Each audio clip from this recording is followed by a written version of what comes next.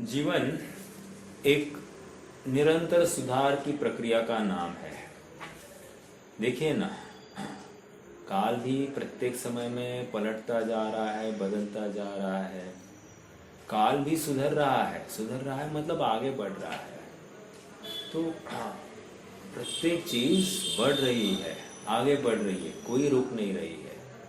और ये हमको क्या शिक्षा दे रही है? सुधार।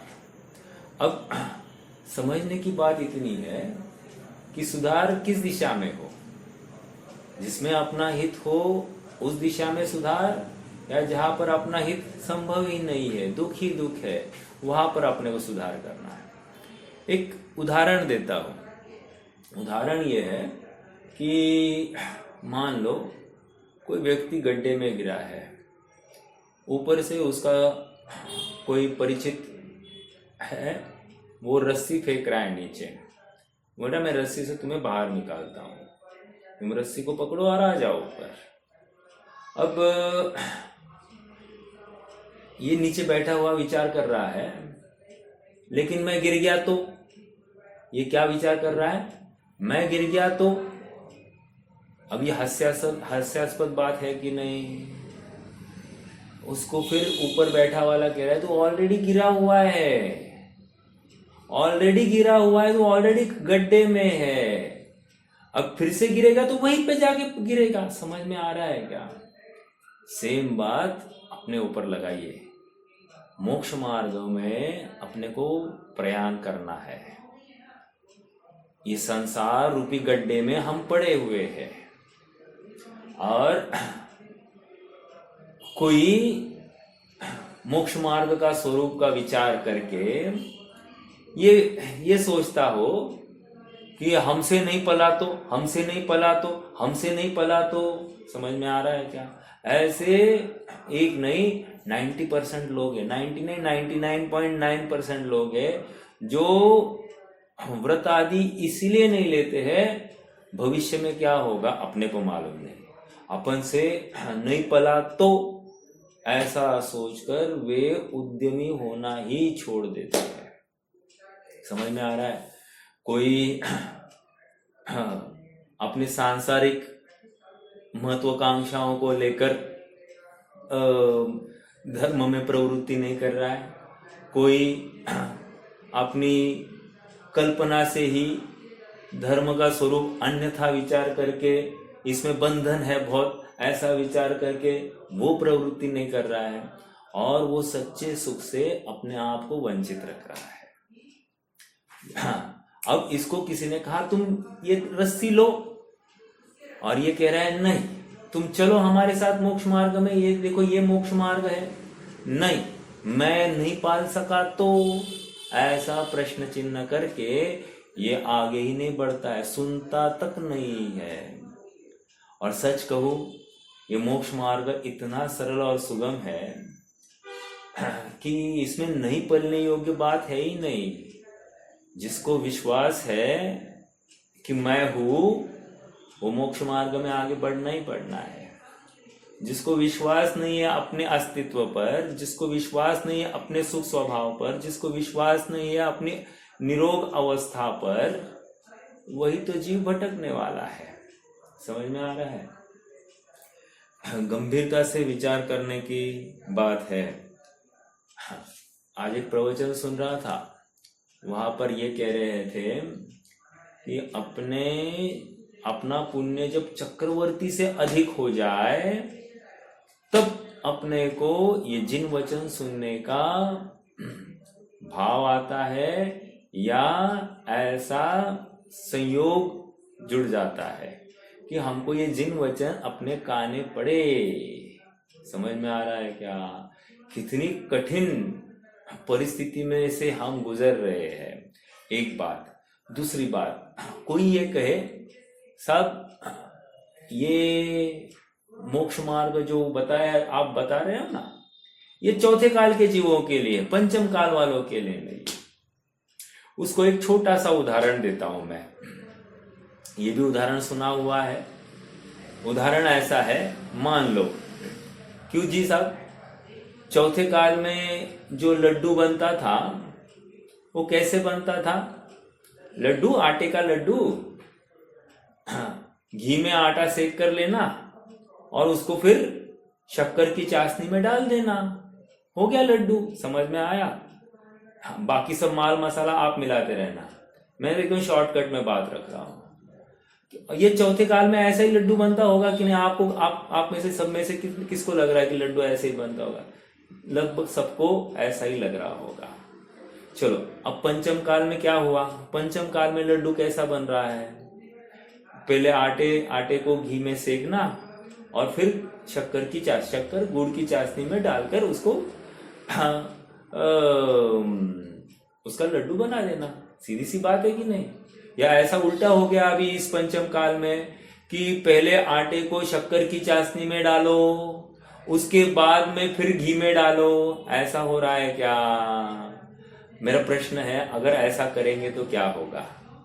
अरे फिर क्या होगा? पत्थर होगा और घी बाजू में, घी भी खराब हो जाएगा और वो आटा और शक्कर की चाशनी, उसका क्या होने वाला है वो उसका ही मालूम।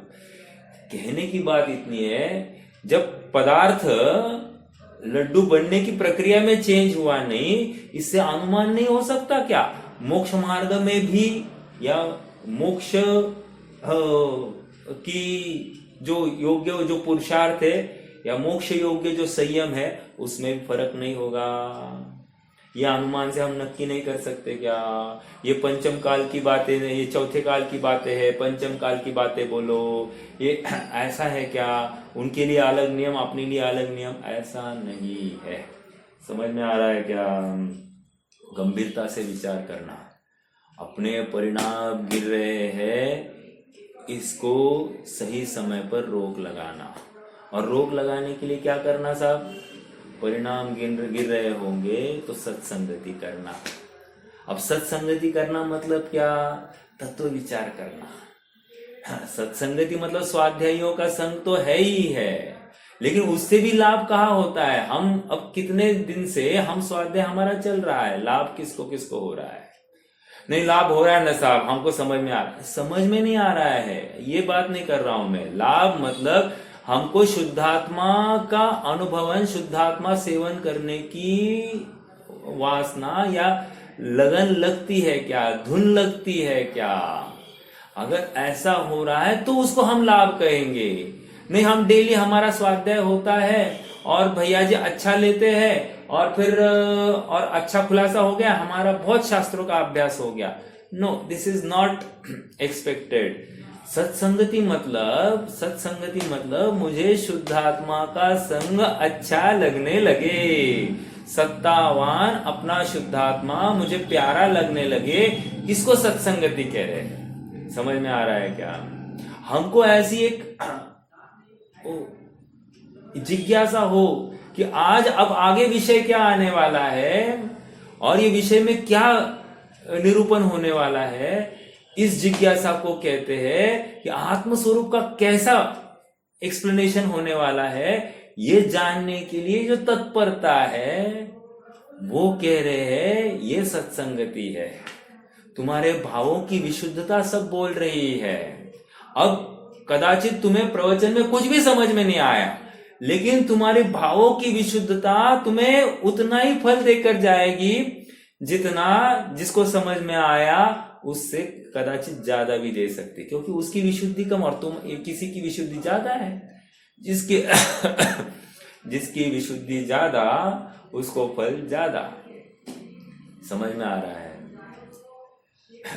तो परिणाम सुधारना मतलब सत्संगति करना, और सत्संगति करना मतलब तत्व चिंतन, तत्व निर्णय करना। हाँ जी, प्रकरण 225वीं गाथा तक आके खड़ा हुआ है। 225वीं गाथा में बात ये आ रही है कि अन्य उपाधियों की भी चर्चा कर रहे हैं, अन्य परिग्रह की भी, अर्थात जो चल सकते हैं उनकी। जैसे कह रहे हैं कि नग्न लिंग अर्थात दिगंबर लिंग, ये एक उपाधि है। और क्या है कह रहे उपाधि?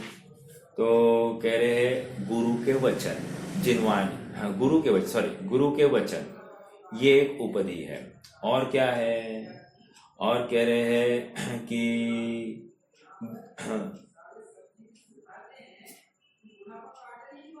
ध्रुव का, सॉरी विनय, और एक में क्या लिखा है, एक मिनट, चौथा पॉइंट क्या है, हाँ जी एक मिनट, क्या क्या आया, अध्ययन किए जाने वाले नित्य बोधक अनादि निधन आत्म तत्व को प्रकाशित करने में समर्थ श्रुत ज्ञान, शास्त्राभ्यास, स्वाध्याय, कह रहे ये क्या है, उपधि है। समझ में आया, ये भी उपधि बताई जा रही। इन शॉर्ट अपने को क्या करना है मालूम है, एक चार्ट बनाइए अपने ज्ञान में। परिग्रह ऊपर लिखिए, लिखा, परिग्रह के दो भेद कीजिए, एक निषिद्ध परिग्रह और एक अनिषिद्ध परिग्रह किया। निषिद्ध परिग्रह में क्या जाएगा, ये धन धान्य आदि सब कुछ निषिद्ध परिग्रह में जाएगा। और क्या जाएगा, मतलब मिथ्यात्व आदि भी अंतरंग परिग्रह सब निषिद्ध में चला जाएगा। ठीक है, अब बचा क्या, अब कुछ भी नहीं बचा ना। तो अब जो बचा है, कुछ भी नहीं बचा मतलब क्या, ये नग्न लिंग, ठीक है, दिगंबर लिंग चाहिए, एक, दूसरा यहाँ पर कह रहे गुरु के वचन जिनवानी, 3, और चौथा विनय। ये 4 चीजें, इनको भी उपकरण कहा गया है। अब याद रखना, इनमें व्यवहार उपकरण भी अपन घटित कर सकते हैं और निश्चय उपकरण भी इन्हीं में अपन घटित कर सकते हैं। समझ में आ रहा है क्या, व्यवहार क्या हो गया, जैसे एक मिनट, एक मिनट, व्यवहार मतलब क्या हो गया, जो आश्रयभूत वस्तु है उसको व्यवहार कहा जा रहा है, 2 पन्ना सो व्यवहार, ओके। और उस आश्रयभूत वस्तु के प्रति जो जीव का आकर्षण है, उसका अवलंबन करने का भाव है, वो भाव जो है ना, वो निश्चय परिग्रह है। निश्चय परिग्रह, यस। मैंने 2 बातें कही। पहले तो क्या किया अपन ने, निषिद्ध परिग्रह और अनिषिद्ध परिग्रह। निषिद्ध परिग्रह वो मोक्ष मार्ग में लगता ही नहीं, चलता ही नहीं, वो मोक्ष मार्ग में खड़ा ही नहीं है। अनिषिद्ध परिग्रह में 4 भेद किए। कौन से किए, पहले तो किए थे, कौन से थे, पिछली गाथाओं में, वहां पर शुचि, ज्ञान, संयम, अर्थात कमंडलू, पीछी और शास्त्र ज्ञान, तो कह रहे ये उपकरण बताए थे। अब यहां पर अधिकता से उपकरण बताए जा रहे हैं। एक तो नग्न लिंग, थोड़े ही पहले अपन ने क्या देखा, ये शरीर मात्र भी परिग्रह है, ऐसा कहा था। अब यहां पर कह रहे, लेकिन ये शरीर मात्र परिग्रह जो है उसको अनिषिद्ध परिग्रह कहा है, निषिद्ध परिग्रह नहीं कहा है। अब कोई इसमें भ्रम पाले कि शरीर को परिग्रह कहा है लेकिन निषिद्ध नहीं कहा है, तो ये रहे तो चल सकता है, फिर भी मोक्ष मार्ग हो सकता है। ऐसा नहीं है। हे बुद्धि से, ये जो अनिषिद्ध परिग्रह है, उनमें जो प्रवृत्ति जीव की पाई जाएगी, वो हे बुद्धि से पाई जाएगी। कर्तृत्व या स्वामित्व बुद्धि से बिल्कुल नहीं पाई जाएगी। ये कंडीशंस अप्लाइड, समझ में आ रहा है। अब ऐसे अनिषिद्ध परिग्रह में लिंग एक बताया, दूसरा गुरु के वचन बताए, तीसरा जिनवानी अर्थात स्वाध्याय, और चौथा विनय। ठीक है, ये मूल रूपरेखा मैंने खड़ी कर दी है।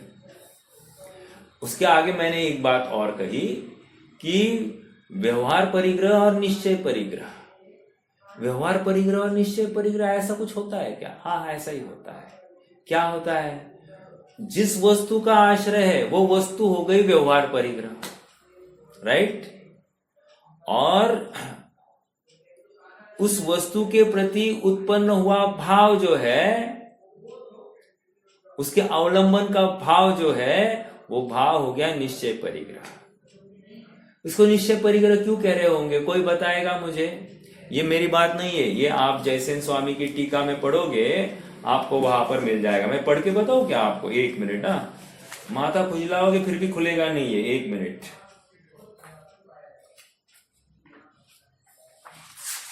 देखो, कल्पना बहन जी का ये अनुवाद है, मतलब इसका टीका लिखी है, हिंदी अनुवाद उन्होंने किया है। और पेज नंबर, मेरे इसमें पेज नंबर है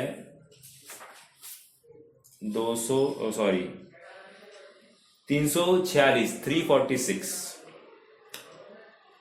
वहां पर देखिए इससे क्या कहा गया है, निश्चय से 4 ही उपकरण है। अंडरलाइन दिस, फिर से बोल रहा हूं, निश्चय से 4 उपकरण है और दूसरे तो व्यवहार उपकरण है।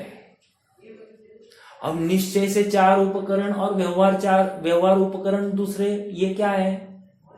निश्चय से मतलब जीव के परिणाम जिसका आश्रय ले रहे हैं, और व्यवहार मतलब जो आश्रयभूत वस्तु है, पर पदार्थ, वो हो गया व्यवहार परिग्रह। अब व्यवहार परिग्रह नाम क्यों पड़ा?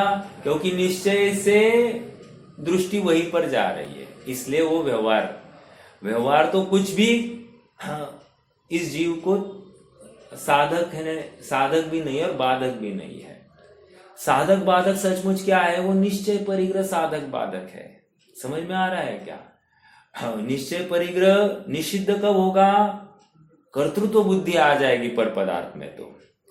और निश्चय परिग्रह यदि साधक कब होगा? जब वहां पर शुद्धात्मा ध्यान की तीव्र उत्कंठा होगी, तो ही वो साधक बनेगा।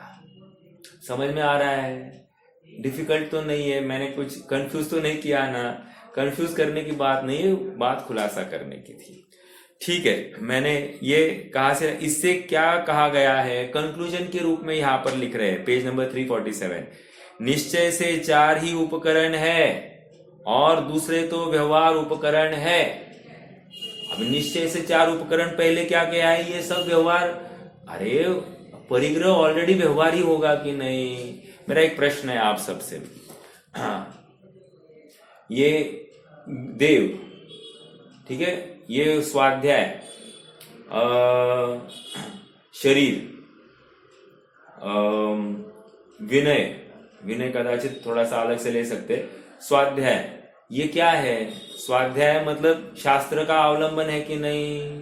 अब शास्त्र, गुरु का वचन 2, और तीसरा ये शरीर, ये निश्चय का विषय है या व्यवहार का विषय है?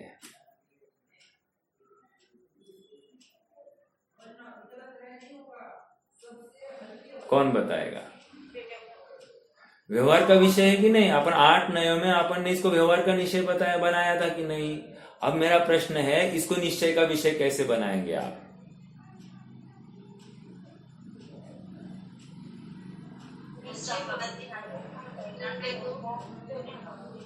बराबर, उस संबंधी अपने परिणामों को अपने से एक में करके कहना, मतलब जिस द्रव्य का जो भाव है वो उसी द्रव्य में डालना, ये निश्चय है। समझ में आ रहा है? और उस द्रव्य का भाव नहीं, दूसरे द्रव्य का भाव का आरोप जीव पर करना, ये हो गया व्यवहार।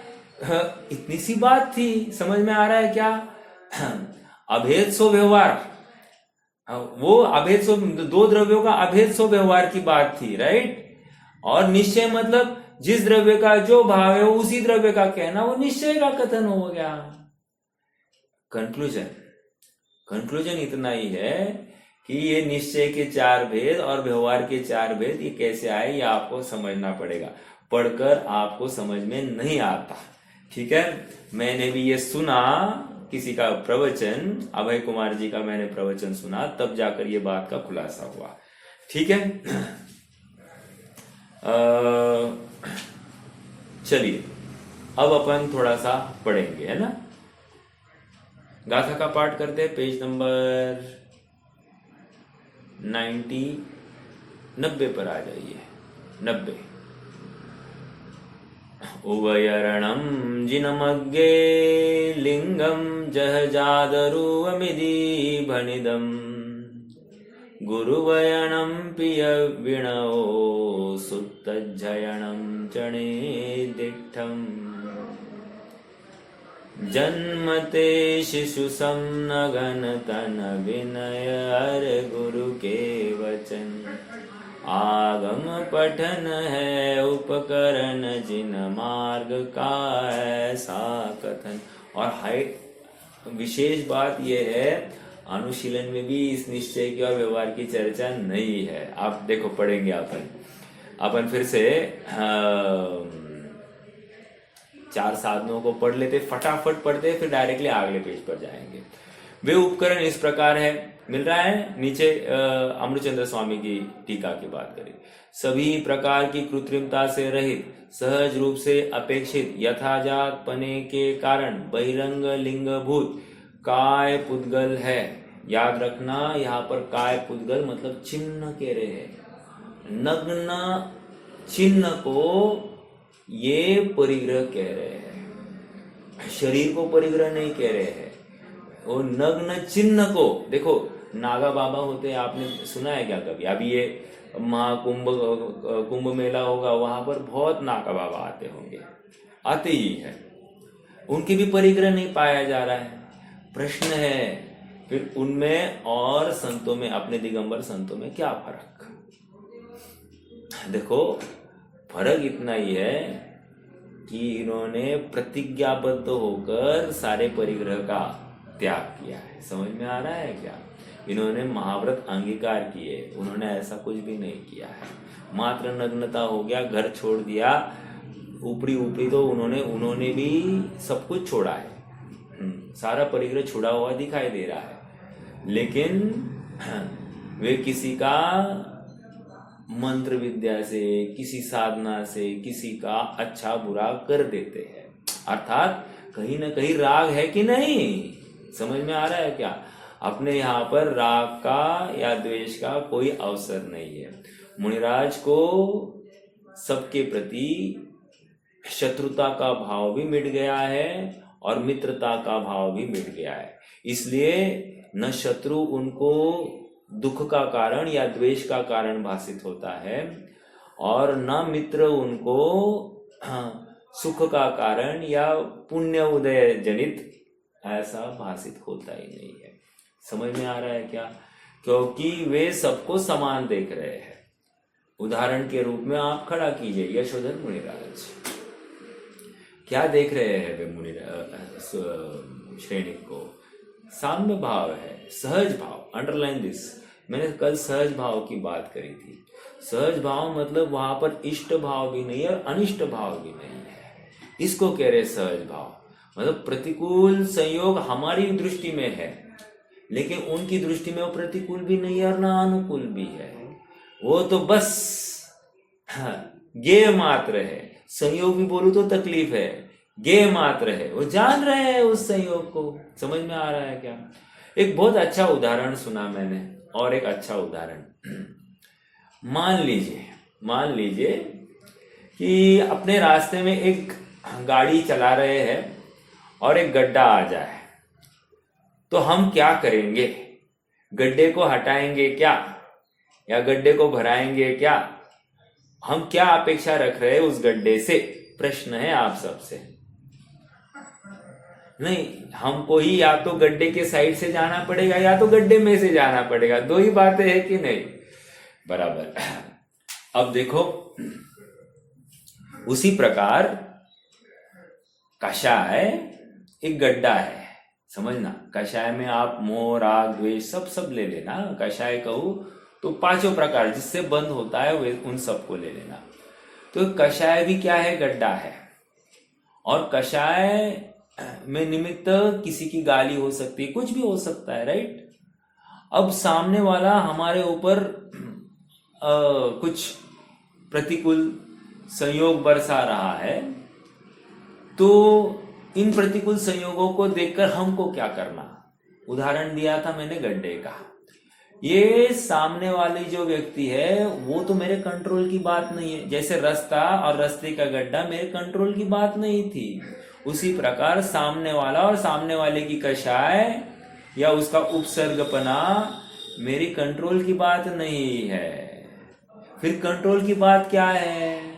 कंट्रोल की बात इतनी है कि या तो मैं उसको जानूं, उसके साथ दो तू मैं करूं, ये गड्ढे में जाने की बात है, और मैं उसको जानकर साइड से निकल जाऊं। समझ में आ रहा है? समझदारी किस में है? समझदारी साइड से निकल जाने में है।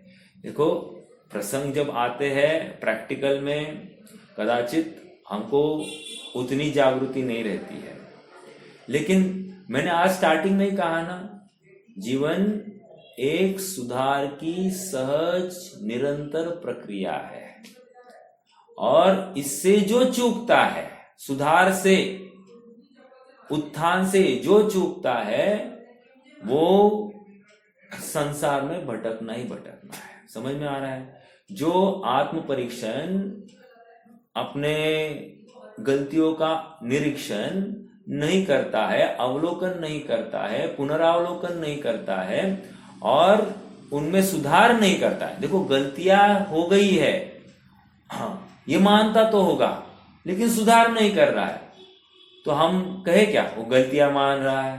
नहीं मान रहा है। हाँ हाँ मैं दुष्ट अपराधी कहता है कि नहीं? कहता है कि नहीं? कह रहा है ना, आलोचना पाठ में कहता है कि नहीं? त्रस जीवन राशि विराधी, तो कह रहा है कि मैंने त्रस जीव राशि एक केंद्रीय स्थावर निर्दयी होकर मैंने घात कराया। ये कितनी बातें बोल रहा है? बोल रहा है कि नहीं? बोल रहा है। तो फिर अगली बार क्या अपेक्षा है इससे? सुधार की अपेक्षा है कि नहीं? सुधारता है क्या? नहीं सुधारता। समझ में आ रहा है क्या? जो कोई प्रतिक्रमण करते होंगे, प्रायश्चित करते होंगे, सामायिक करते होंगे, अगली बार सुधरने की भावना भाते हैं कि नहीं भाते? प्रश्न ये है। यदि भावना भाई है तो उस भावना, भाई हुई भावना का फल हमारी क्रिया में जागृति है कि नहीं है? अगर जागृति है तो समझना मेरी वो सामायिक सच्ची थी, मेरा वो प्रतिक्रमण सच्चा था। समझ में आ रहा है? अगर वो सुधार नहीं है या जागृति नहीं है हमारी अगली बार उस कार्य के प्रवृत्ति में, तो फिर उस जागृति मतलब उस सामायिक को कोई वैल्यू नहीं है, उस प्रतिक्रमण को कोई वैल्यू नहीं है, उस आलोचना को कोई वैल्यू नहीं है। समझ में आ रहा है? इसलिए अपराध की स्वीकृति वही है जो भविष्य में हमको जागृत करे, सजग करे, हमको अपराध से या अपराध होते हुए हमको उसका ज्ञान कराए कि ये मैं पाप कर रहा हूं, या मैं जागरूक रहकर कम पाप में कैसे प्रवृत्ति कर सकता हूं, इसका विचार करने के लिए बाध्य करे। समझ में आ रहा है क्या? हाँ जी, देखो क्या कह रहे हैं? सभी प्रकार की कृत्रिमता से रहित, सहज रूप से अपेक्षित यथाजात रूपने के कारण बहिरंग लिंगभूत काय पुद्गल। तो पहला क्या है? चिन्ह। वो दिगंबर चिन्ह, नग्न दिगंबर चिन्ह, ये है परिग्रह। समझ में आ रहा है क्या? हाँ, क्योंकि पशु भी नग्न है, वे नागा बाबा भी नग्न है, तो नग्न हो गया इसका मतलब वो दिगंबर संत हो गया ऐसा नहीं, या मुक्ति के योग्य हो गया ऐसा नहीं। समझ में आ रहा है क्या? हाँ जी, दूसरी बात, श्रवण योग्य तात्कालिक बोधक गुरु द्वारा कहे जाने पर आत्म तत्व द्योतक उपदेश रूप वचन पुद्गल। पांचवी गाथा की टीका, चौथी गाथा की टीका में अमरचंद्र स्वामी समयसार के आत्मख्याति टीका में क्या कह रहे हैं? हमको शुद्धात्मा की अनुभूति कैसे हुई? कैसे हुई? हमको उपादान कारण तो मेरा शुद्धात्मा को ध्यान से हुई है, राइट? लेकिन क्या कहा?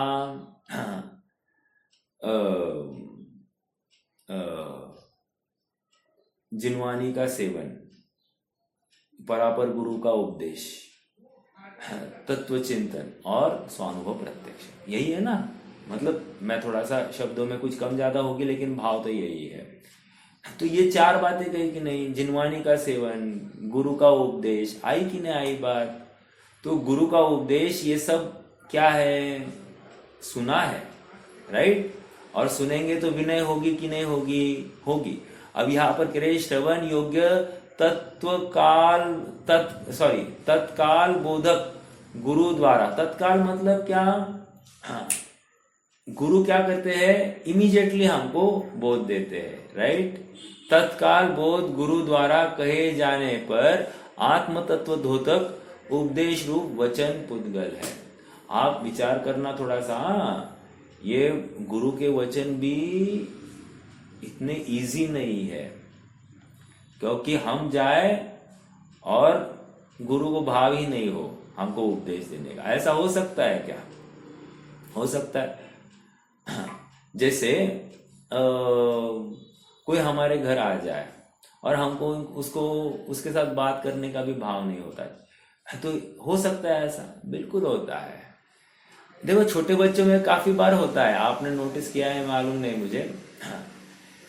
मान लो उसका दोस्त आ गया उसको मिलने, और ये उसको एंटरटेन ही नहीं करता है, तो माता पिता इंटरव्यू करते, वो आया है ना तुम्हारे पास, तुम खेलो ना उसके साथ, लेकिन वो कहता मुझे नहीं ना खेलना उसके साथ। वो एकदम निरागस भाव से कहता है मुझे नहीं खेलने का भाव उसके साथ। तो कहने की बात यह है, ऐसा ही मुनिराजों को भी होता है।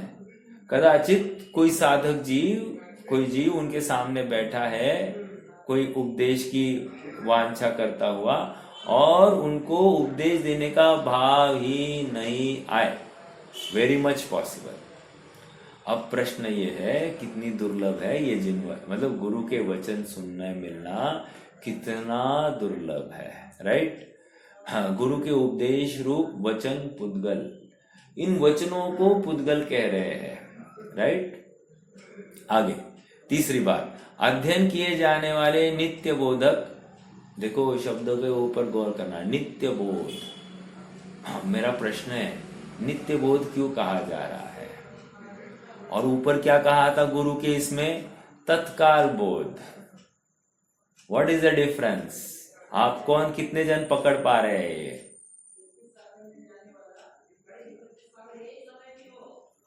नित्य बोध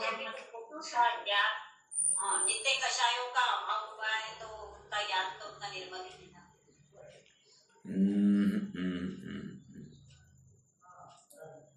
ये देने के रूप में बात चल रही है, उनका क्या हो गया उसकी बात नहीं चल रही है। तत्काल बोध और नित्य बोध, इन दो शब्दों का आप थोड़ा सा पढ़े, फिर से पढ़िए तो आपको उसमें से क्या भाव समझ में आ रहा है।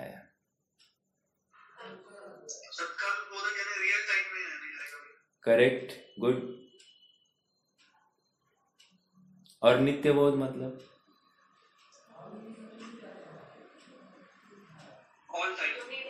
All time, right. बराबर है ना, आपने शब्दशः अर्थ किया है, शब्दशः। देखो बात बिल्कुल ऐसी है। अब विचार करना कि ज्यादा लाभकारी कौन है, गुरु का उपदेश ज्यादा लाभ। हाँ, नित्य बोधक ये जिनवानी हमको निरंतर सामने है ना साहब। आप जब चाहो 24 घंटे आपको बोध देने के लिए तैयार है, वो कभी मना ही नहीं करेगी। गुरु के सामने, मैंने इसलिए तो कंडीशन खड़ी की, गुरु के सामने जाओ, गुरु को तुम्हें बोध देने के भाव हो अथवा नहीं हो, वो डिपेंड्स ऑन द गुरु। लेकिन जिनवानी के सामने बैठो तो जिनवानी निरंतर देने के लिए तैयार है, नित्य बोधिनी, इसलिए जिनवानी को नित्य बोधिनी कहते हैं। समझ में आ रहा है क्या, नित्य बोध। देखो एक एक शब्द में कितना सार है ना। देखो, अध्ययन किए जाने वाले नित्य बोधक, अनादि निधन, आत्म तत्व को प्रकाशित करने वाली। देखो नित्य बोध के बाद में कॉमा है, चेंज हो गया, नई बात बोल रहे हैं। अब अनादि निधन आत्म तत्व, मेरे आत्म तत्व, अनादि निधन आत्म तत्व का क्या करने वाले, प्रकाशित करने में समर्थ, ऐसा श्रुत ज्ञान के साधनभूत शब्दात्मक सूत्र पुद्गल है। ये क्या है? परिग्रह। परिग्रह। मैं ये 4 पढ़ूंगा, फिर आपको ना निश्चय परिग्रह और व्यवहार परिग्रह घटित करके मुझे समझाने हैं, ठीक है। आगे चौथा पॉइंट, शुद्धात्म तत्व को व्यक्त करने वाले दार्शनिक पर्याय रूप परिणमित पुरुष के प्रति विनम्रता का अभिप्राय प्रवर्तित करने वाले चित्त पुद्गल चित्त पुद्गल, अंडरलाइन दिस, चित्त पुद्गल, ये 4 अपवाद मार्ग के उपकरण उपाधि है।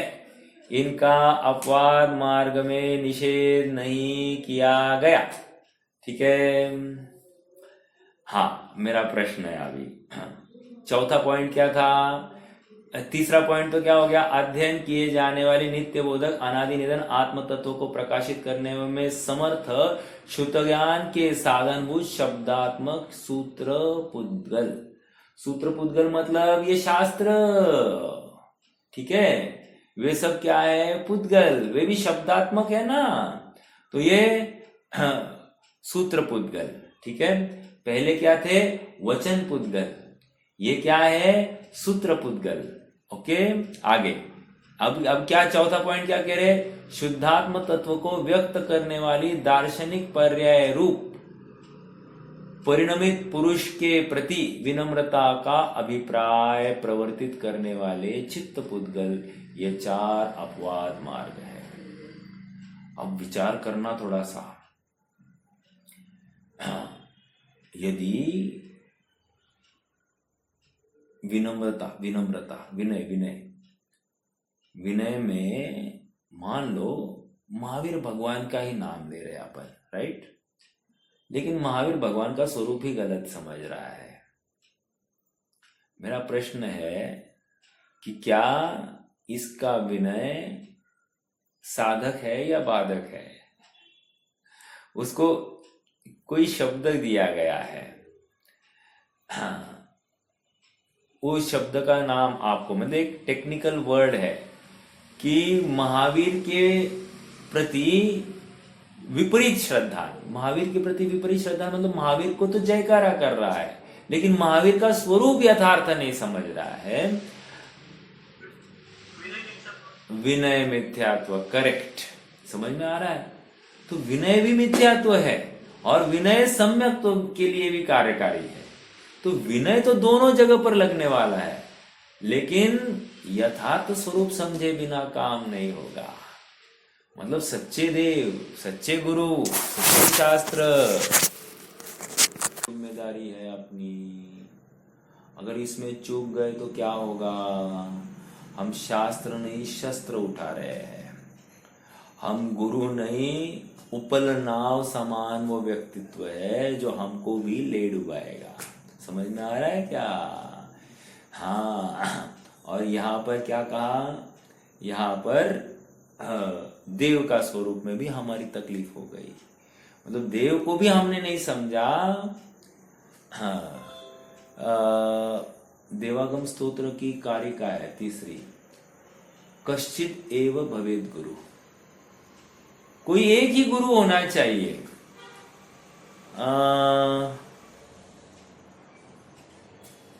क्या है वो?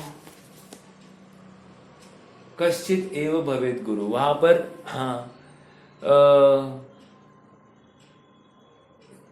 अगर कपिल सर्वज्ञ है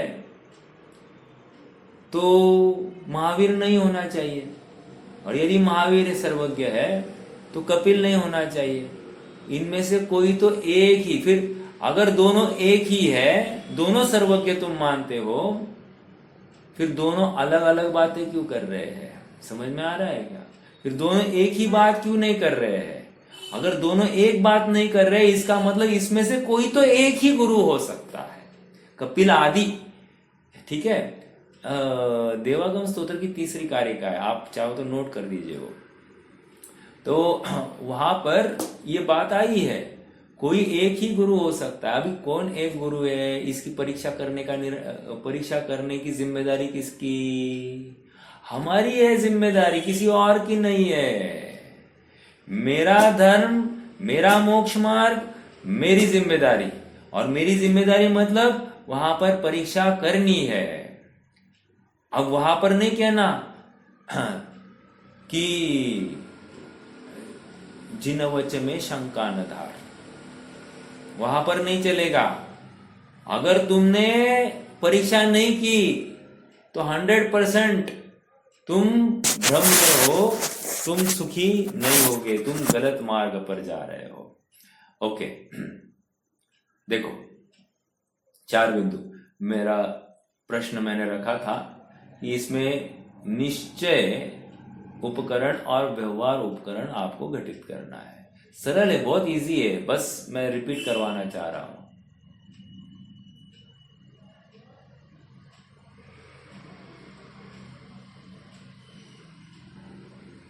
निश्चय परिग्रह और व्यवहार परिग्रह कौन घटित करके बताएगा?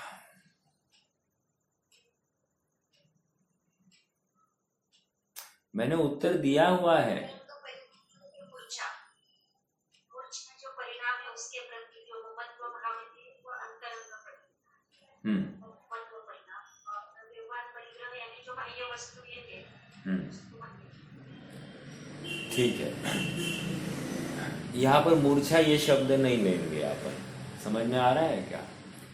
भले ही मूर्छा परिग्रह है, ये बात बिल्कुल सही आप कह रहे हैं, सूत्र ही है, लेकिन इसको ये अनिषिद्ध परिग्रह है, याद रखना। अपन चीज जिसकी चर्चा कर रहे हैं अनिषिद्ध परिग्रह की बात कर रहे हैं, अर्थात वो व्यवहार परिग्रह भी अनिषिद्ध है और निश्चय परिग्रह भी अनिषिद्ध है। वो आएगा, आना ही चाहिए मोक्ष मार्ग में, उसका अवलंबन पाया ही जाता है, प्रत्येक साधक जीव का पाया ही जाता है और इसका निषेध नहीं किया गया है, यही तो समझा रहे हैं। तो मूर्छा नहीं कहेंगे, एक बात। हाँ, यहां पर इतना ही कहना था, भाव। मूर्छा शब्द की अपेक्षा मात्र भाव लगा देना। वहां पर भाव मतलब क्या? जैसे सच्चे देव के प्रति विनय, राइट? तो विनय का जो भाव है वो भाव हो गया निश्चय, मतलब मेरे जीव, इस जीव का भाव जो हुआ ना, उनका अवलंबन लेने का भाव हुआ, देव दर्शन या उनके गुणानुवाद या गुणों का स्मरण करने का जो भाव हुआ, वो क्या हो गया? निश्चय परिग्रह, वो भाव। और सच्चे देव जो है ना, महावीर भगवान जो वेदी में विराजमान है, वे हो गए व्यवहार परिग्रह। समझ में आ गया? मैंने चौथे पॉइंट का कर दिया। पहला पॉइंट का क्या कर सकते हैं? पहला पॉइंट भी इंपॉर्टेंट है। जैसे वो द्रव्यलिंग, राइट? वो मुनिलिंग रूप चिन्ह, लिंग मतलब क्या लेंगे यहां पर? लिंग मतलब चिन्ह, चिन्ह, चिन्ह। कहां से लाया ये शब्द लिंग मतलब चिन्ह? किसी को याद है? लिंग मतलब चिन्ह? हाँ, नहीं, वो तो था, लेकिन चिन्ह ये शब्द कहाँ आया है? आपको किसी को याद है? प्रवचन सार पढ़ने के बाद में अपन कहीं प्रवचन सार पढ़ते पढ़ते अपने को लिंग मतलब क्या, ऐसा कहीं पढ़ने में आया है? ये अभी अभी की बात नहीं, मैं पीछे की बात कर रहा हूं। हाँ, आलिंग ग्रहण में वहां पर लिंग ये शब्द आया है, और लिंग मतलब चिन्ह ऐसे बताया गया है। और चिन्ह कितने प्रकार के करके आए थे, बराबर? हाँ, अब यहां पर भी ये मुनि लिंग, ये लिंग मतलब चिन्ह, समझ में आया? इस चिन्ह को वो परिग्रह कह रहे हैं। हाँ, ठीक है। अब मुनि लिंग धारण करने का भाव मतलब क्या? मतलब क्या? नग्न होना, ये सभी बहिरंग परिग्रह छोड़ना, केश लोच आदि आदि जो 28 मूल गुणों का निरतिचार पालन होना, वो पालन रूप क्रिया, वो व्यवहार परिग्रह।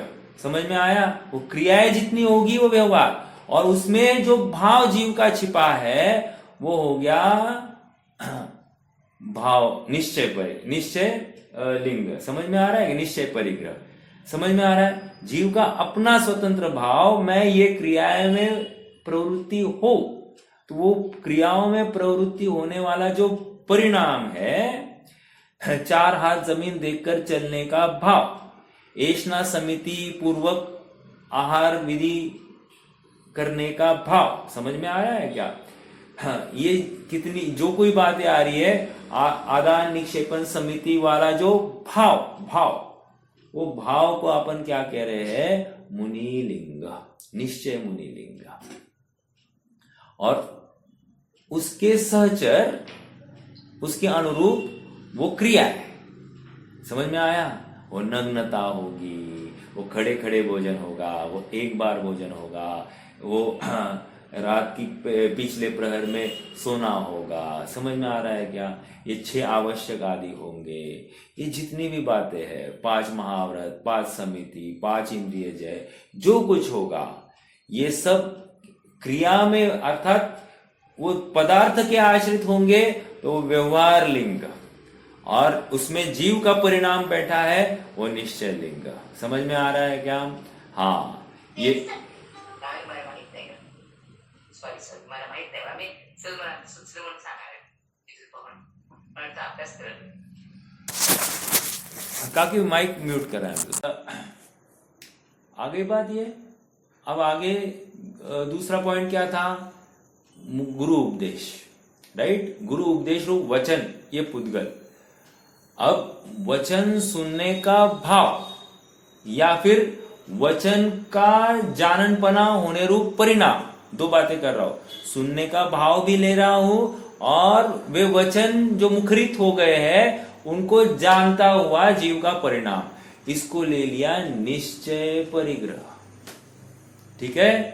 और वे वचन साक्षात वो गुरु और उनके वचन, ये ले लिए हमने व्यवहार। समझ में आया?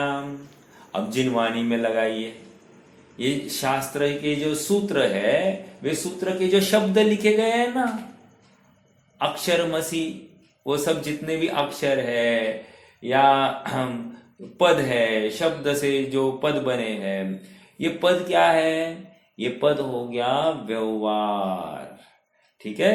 व्यवहार सूत्र, ठीक है? और उसका इंटरप्रिटेशन करता हुआ जीव का परिणाम, उसका इंटरप्रिटेशन करता हुआ जीव का परिणाम, वो हो गया निश्चय परिग्रह। क्या कहा? मतलब हम ये जितने भी अब स्वाध्याय कर रहे हैं, हम इन शब्दों का ही इंटरप्रिटेशन कर रहे हैं कि नहीं? और इंटरप्रिटेशन कर कर इस भाव को पकड़ने की कोशिश कर रहे हैं ना, उसको कह नहीं रहे हैं, हाँ, उसको नहीं कह रहे हैं निश्चय, उस भाव के अनुरूप अपना भाव भाषण करने की भावना। समझ में आ रहा है क्या?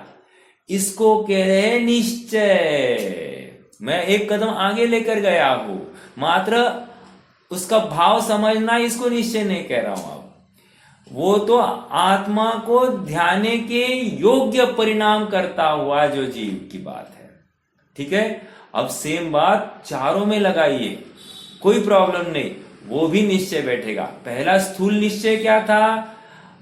क्षयक्षम पूर्ता अपन समझ ले। और दूसरा सूक्ष्म निश्चय क्या कहा? सूक्ष्म निश्चय ये कहा कि जीव को ऐसे ही धारण करने की भावना। समझ में आ रहा है? उस पद के अनुरूप अपनी परिणति को ढालने की भावना, इसको सूक्ष्म निश्चय परिग्रह कह रहे हैं। क्यों? क्योंकि वो विकल्प है, वो विकल्प है। समझ में आ रहा है क्या? किसको विकल्प कह रहे हैं? आप पकड़ रहे हैं, वो शुद्धात्मा नहीं है ना, वो विकल्प है। और विकल्प शुभ भाव रूप है, वो बंध का कारण है। बहुत ऊंडे ऊंडे गहरे में उतरने की बात है, ठीक है? चलिए, मुझे लगा नहीं था इतना देर आपने को लगेगा, लेकिन काफी समय लग गया आपने को। इनका अपवाद मार्ग में निषेध नहीं किया गया है। आ गई बात? आगे अगले पेज पर आ जाइए, 91। तात्पर्य यह है कि काय, प्रश्न है क्या किसी को? ये जो चौथे पॉइंट में लिया था दास्त में चित्त पुद्गल, हाँ हाँ हाँ, मैंने इसका खुलासा नहीं किया। बराबर बराबर। चित्त पुद्गल चित्त पुद्गल मतलब क्या लेंगे? मन, ठीक है। मन में उत्पन्न होने वाले भाव को भी पुद्गल के खाते में ले लिया है। मन में उत्पन्न होने वाले भावों को भी, अर्थात उन विकल्पों को भी पुद्गल कहा गया है। क्यों कहा गया है ऐसा? फिर से पढ़िए, देखो क्या कह रहे हैं। शुद्धात्म तत्व को व्यक्त करने वाली दार्शनिक पर्याय रूप परिणमित पुरुष के प्रति विनम्रता का अभिप्राय प्रवर्तित करने वाले चित्त पुद्गल, ये 4 अपवाद मार्ग है। वो पुरुष तो पुद्गल है ही, इसमें हमको किसी को शंका नहीं है। लेकिन यहां पर आगे बढ़कर स्वयं कह रहे हैं कि चित्त अर्थात हर्ष होना, प्रमोद होना, मोक्ष मार्ग प्रकाशक की भाषा में उनका निकटवर्ती होना, समझ में आ रहा है? अर्थात अरहंत आदि का निकटवर्ती होता है। अब ये निकटवर्ती होता है मतलब क्या? उनमें विनम्रता हुए बिना नहीं होगा। समझ में आ रहा है क्या? इसको पुद्गल नहीं कह रहे। हाँ, जैसे देव दर्शन किया तो क्यों किया साहब? उनके प्रति आओभाव है, उनका शासन काल है, आदि आदि जो कुछ हो गया। इस काल में 24 में उत्पन्न हुए ये मतलब भव्य पुरुष है ना, तो हमको उनके प्रति आओभाव, एक उस भाव को यहाँ पर चित्त पुद्गल में नहीं लिया जा रहा है। समझ में आ रहा है? आगे थोड़ा सा। मन में जो भी भाव आते हैं, हाँ, वही हमारे परिणाम के घोषित। जरूरी नहीं है ना, जरूरी नहीं है, ऐसा नहीं है। हमको स्थूल रूप से ऐसा ही लगता है, मन में जो भाव होता है वैसे ही होगा, नहीं है ऐसा। थोड़ा सा मैं आपको एक्सप्लेनेशन देता हूं। मूल बात अपनी श्रद्धा को लेकर चलती है। पर आपके जो भाव होंगे कदाचित वो चारित्र मोह जनित होंगे। हमको यहाँ पर श्रद्धा की मुख्यता को लेकर बात करनी है, इसलिए ये सब इतना घटित करने का यत्न चल रहा है कि ये भाव भी पुद्गल के खाते में क्यों डालना, क्योंकि वो शुद्धात्मा को साधने में बाधक है।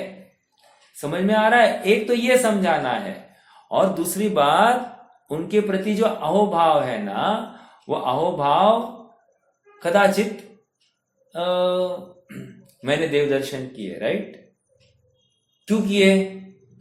क्योंकि मैं जैन कुल में जन्मा हूं इसलिए किए होंगे, एक क्योंकि वे भगवान है, 2 और मैं अभी भी मनुष्य जाति का एक पामर जीव हूं, इस बुद्धि से किया होगा। भाव तो ये है ना, देव दर्शन तो किया है, ठीक है, मैंने बहुत भावना से उनकी भक्ति आदि की है, लेकिन क्यों की है? पुण्य बंद होगा इसलिए भी किया होगा। समझ में आ रहा है? इससे भगवान की भक्ति करने से सभी आपदाएं दूर हो जाती है, पाप नाश हो जाता है। सव्व पाव पनासनो कहते कि नहीं कहते? सभी पापों का नाश होता है कि नहीं? प्रकृष्ट रूप से नाश होता है।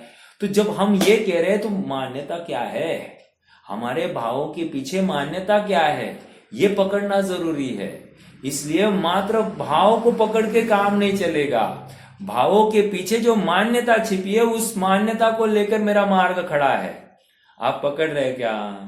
इसके लिए मैं इतनी मेहनत कर रहा हूं, ठीक है। देखो क्या कह रहे हैं यहां पर, चित्त पुद्गल उनके प्रति विनम्रता का अभिप्राय, अंडरलाइन द वर्ड अभिप्राय, प्रवर्तित करने वाले चित्त पुद्गल, ये 4 अपवाद मार्ग है। मतलब क्या? मैं भी अरहंत बनूं, मैं भी भगवान आपके जैसा बन जाऊं, ये भावना है। यहां पर भक्त बना हुआ नहीं है। एक दूसरी बात, भाव पुद्गल लगा रहा हूं, भाव पुद्गल, चित्त पुद्गल। चित्त पुद्गल मतलब मेरा शुद्ध भी भगवान है। हाँ, मैं भी अपने शुद्धात्मा के बल पर भगवान बन सकता हूं आपके जैसा। मेरे पास में भी वो सामर्थ्य है, मैं भी बना बनाया भगवान हूं, ये विश्वास करना, ये चित्त पुद्गल, वो चित्त भाव, मतलब चौथा पुद्गल जो बता रहे हैं ना, वो मैं वो खोल रहा हूं, मैं भी भगवान हूं। हाँ, लगाना 80वीं गाथा का भाव वहां पर। 80वीं गाथा में क्या कहा था, किसी को याद है क्या 80वीं गाथा? किसी को याद है? हाँ, 80वीं गाथा मोह यदि चिंतवन करना, अरहंतादि के गुणों का चिंतवन करना। 4 पॉइंट बताए, 4 पॉइंट कौन बताएगा? मोक्षय का रामबाण उपाय है अरहंतादि का चिंतन करना। जो पश्यदि अरहंतम दौवत गुणत पज्जयते हिम सोपस्सदि अपानम मोहो खलु जादित सलयम। उसका मोह लय को प्राप्त हो गया। कैसे हुआ? प्रश्न है। 4 पॉइंट दिए है। वो भाव भाव भाव पुद्गल।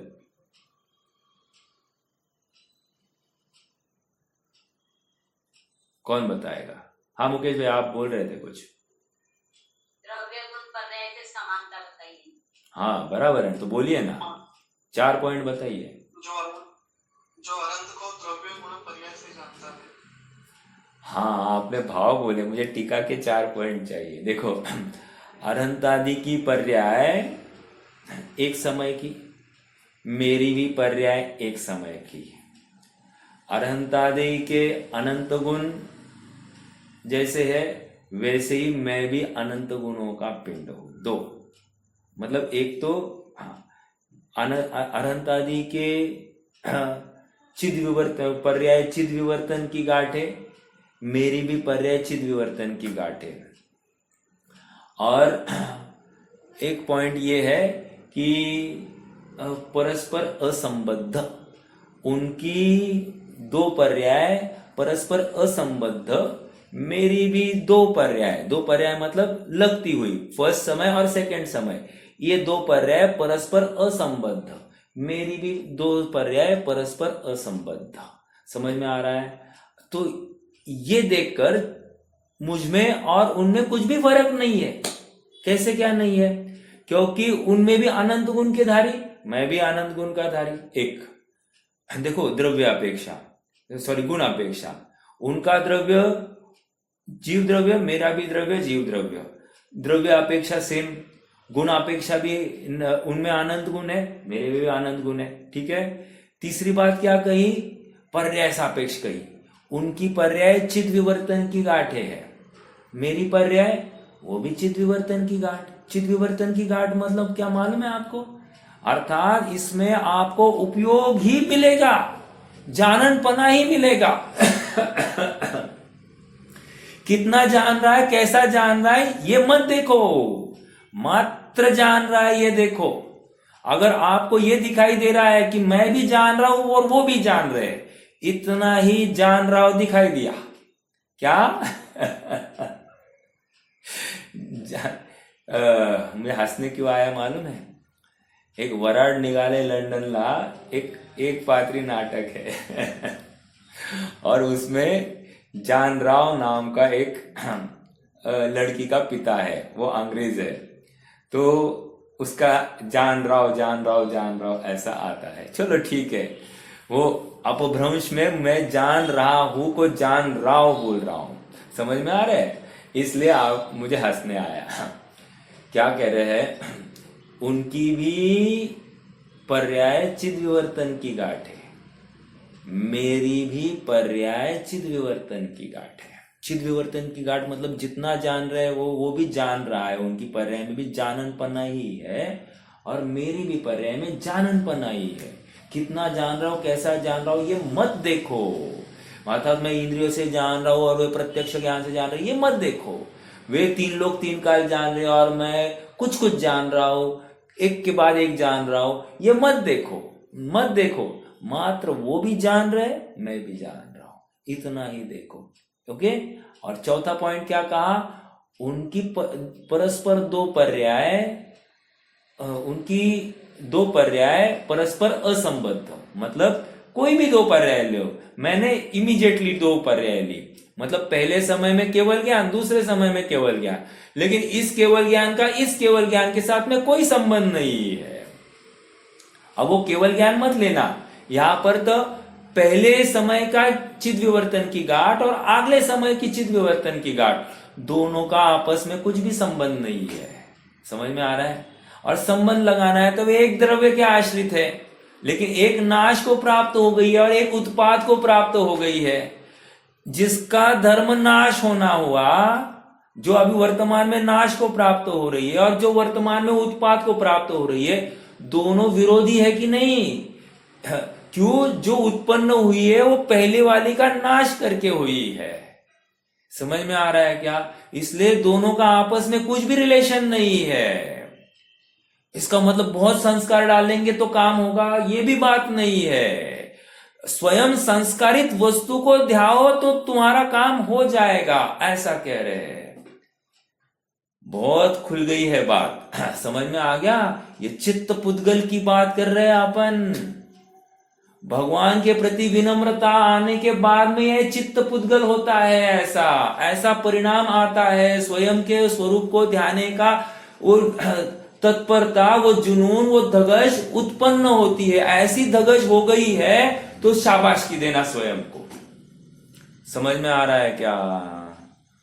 बहुत जबरदस्त खुला है। आपने प्रश्न किया इसलिए खुला, नहीं तो नहीं खुलता बहन जी। तो आप प्रश्न किया कीजिए तो उतना सहजता से खुलेगा। मतलब ज्यादा सोचना नहीं पड़ता है। फिर पकड़ में आ गई बात। चित्त पुद्गल, विनम्रता का भाव आने पर चित्त पुद्गल कैसा? ये विकल्प जो खड़ा हुआ है ना, वो विकल्प को चित्त पुद्गल कह रहे हैं। मैं स्वयं को परमेश्वर स्वरूप देख रहा हूं, भगवान स्वरूप देख रहा हूं, और मुझे अपनी भविष्य की अरहंत पर्याय भी भाषित हो रही है। ये विश्वास अपने में, वो वर्तमान में आना, लेकिन वो विश्वास है, वो विकल्प जनित है कि नहीं, इसलिए इसको चित्त पुद्गल कह रहे हैं। देखो, षोडश कारण भावना में एक भावना है,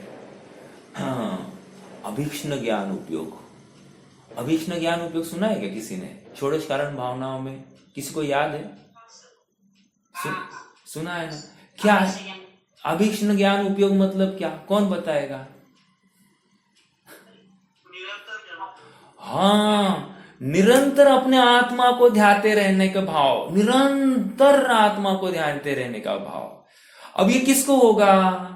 जिसको चैन नहीं पड़ रही है आत्मा के बिना, जिसको ये विषय, संयोग, अनुकूलताएं कुछ भी मायने नहीं रखती है। समझ में आ रहा है क्या? इनको मात्र आत्मा चाहिए। ये ऐसे जीव को ही अभीक्ष्ण ज्ञान उपयोग होता है। और ऐसी जीव को तीर्थंकर प्रकृति का बंध बनते हुए देखा गया है। समझ में आ रहा है क्या? अर्थात मोक्ष मार्ग में चलना है तो ये उपयोग बहुत जरूरी है, काम की चीज है। देखो, ये उपकरण बताए हैं, ये वेस्ट ऑफ टाइम नहीं है। साधक जीव के ये पाए जाएंगे, लेकिन वो वहां पर रुकना भी अभिष्ट नहीं जानता है। यहां पर रुकने में भी बंद है, ऐसा मानता हुआ अपनी कमजोरीवश में यहां पर रुका हूं। हौसला, दम भरने के लिए, ईंधन भरने के लिए, पंखों में ताकत, लंबी उड़ान भरने के लिए मैं यहां पर रुका हूं। समझ में आ रहा है क्या? ऐसी बात है। चलिए आगे बढ़ना है। अरे समय तो बहुत आगे बढ़ गया है। आगे बढ़ना है मतलब आज के लिए रुकना है। कोई प्रश्न है तो रख सकते हैं, तो जिनवानी स्थिति।